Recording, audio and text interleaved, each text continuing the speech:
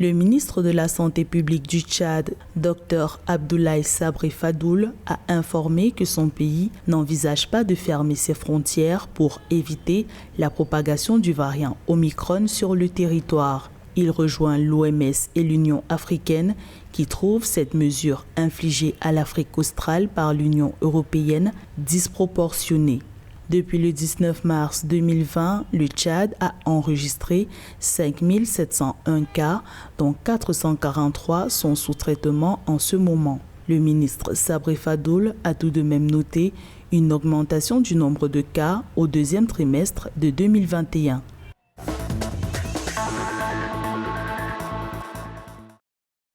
La vaccination est désormais obligatoire pour tous les fonctionnaires ghanéens. Selon le ministre de la Santé, des mesures exceptionnelles doivent être prises face à l'explosion des cas de Covid-19 à cause de la circulation du variant Omicron dans le pays. Sur une population de 31 millions d'habitants, 5,45 millions de personnes ont reçu au moins une dose de vaccin.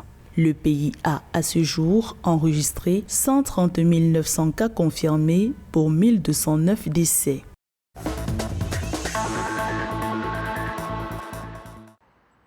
Le Nigeria pourrait enregistrer davantage de variantes de Covid-19 si des mesures proactives n'étaient pas mises en place pour accélérer la vaccination.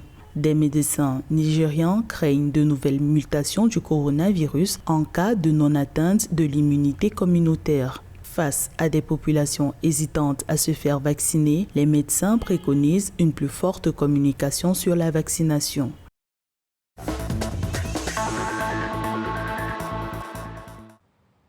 Les chiffres hebdomadaires de l'Afrique du Sud, publiés le 2 décembre 2021, ont indiqué que le nombre de cas quotidiens a augmenté d'environ 9 000, dépassant la barre des 11 000.